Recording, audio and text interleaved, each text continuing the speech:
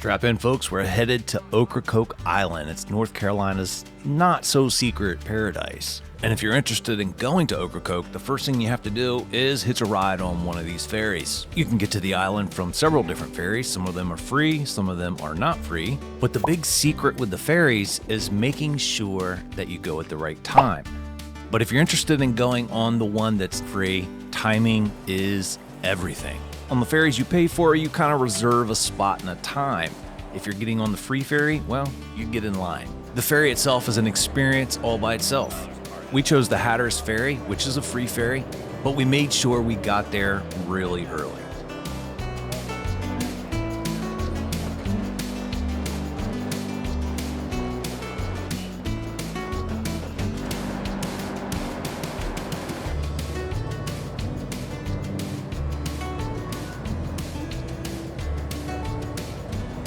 However, when we got off the ferry, it was a whole different story.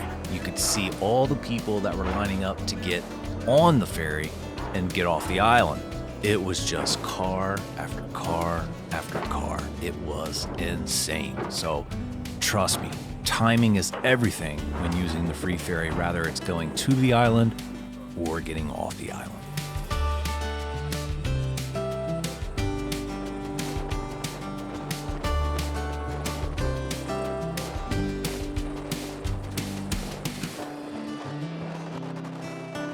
And if you're an entrepreneur, I promise you, if you open a little coffee shop of some kind right at the ferry terminal on the island, you're gonna make a lot of money.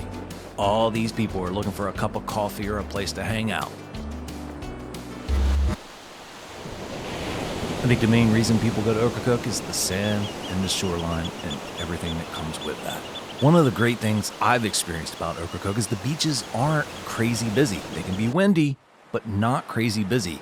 I'm from Delaware, and when you go to a beach in Delaware, it is insane in the summertime. It's way too busy. In Ocracoke, it's a different ballgame because you got to work to get to the island. And so the masses don't really come, although it is getting more crowded. But the beach, it's just peaceful. Now, if you want to take your beach game up another level, well, rent a boat and then take your crew out to one of the isolated islands. It's an experience that I can't really describe with words. You truly have to experience it.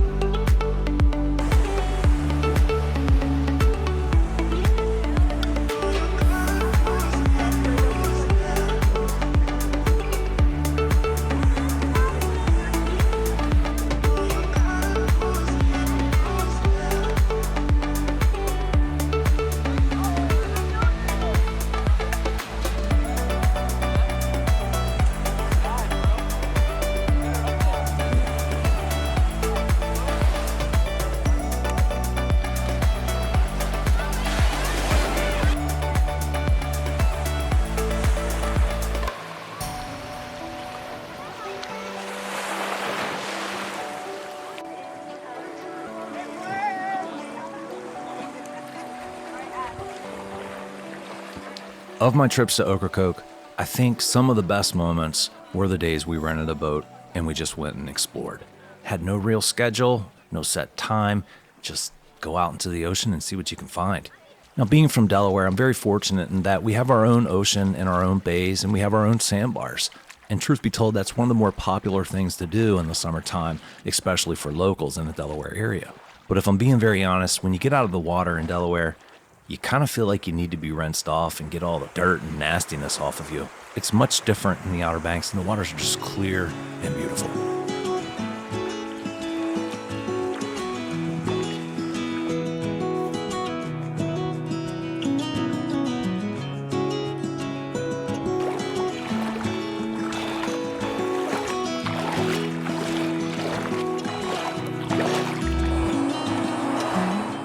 island just has this wonderful vibe. There's a lot of historic charm. It's a quaint area. And there's some pretty famous places that you have to go if you ever make it to Ocracoke, like Howard's Pub. If you're into books, there's books to be read.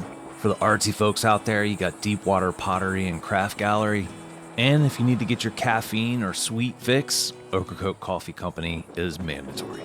But let's talk a little bit more about the historic side, specifically in regards to pirates. There's a beautiful part of Ocracoke called Springer's Point. It's like stepping into a different world. It's shrouded in legends from pirates to hidden treasures, you name it. It's said to be the notorious pirate Blackbeard's hangout when he was on the island. There's ghost stories about how the pirates can be seen hanging in their hammocks on the trees that line the edge of the beach. There's just this air of mystery that kind of hangs over the place. When you go to Springer's Point, you're not just exploring a place, you're exploring history, nature, and maybe even a little bit of the unknown. Springer's Point starts with just a little parking lot outside the main trail. The main trail to Springer's Point is part of the adventure. It's surrounded by awesome scenery. There's signs that give you an idea of the history, but when you reach the beach, well, that's what it's all about today. It's just a beautiful spot on Ocracoke Island.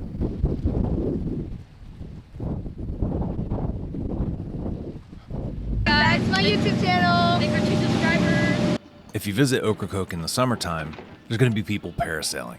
They say the view up there is amazing. Our kids this year wanted to verify, so we booked them a trip, and up they went.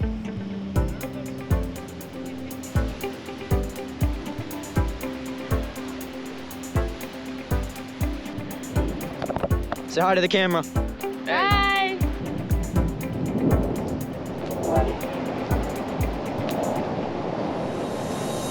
Miner, look at that. Oh my gosh. Woo! So many bug bites. All right, we're starting to descend. Ah! Oh! Oh! That's cold. Even actually right now. We dropped so fast. I think it's cold. There we go. Oh!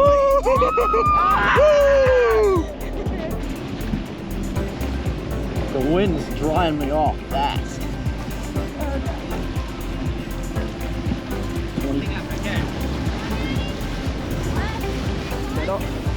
How was that?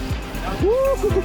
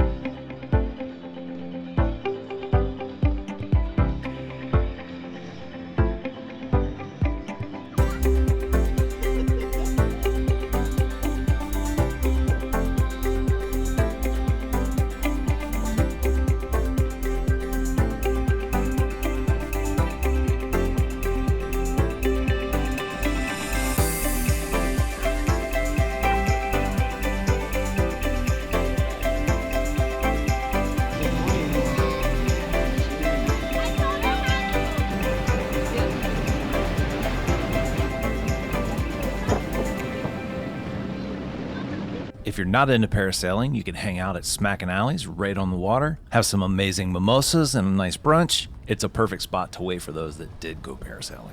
Ocracoke has a fig festival that happens in early August, and we just happen to be there at the right time. You can go and listen to some live local music, buy some knickknacks or some souvenirs from the vendors, and have some baked goods that are all centered around Ocracoke's famous figs. You can get your very own fig tree from one of the vendors there at the festival. I think the festival embodies what Ocracoke is all about, and it's truly just a wonderful experience. I hope you guys enjoyed the video. I'd appreciate it if you share the video. It helps me reach more people and grow the channel and bring you more content just like this. Have a great day, and I can't wait to see you on the next video.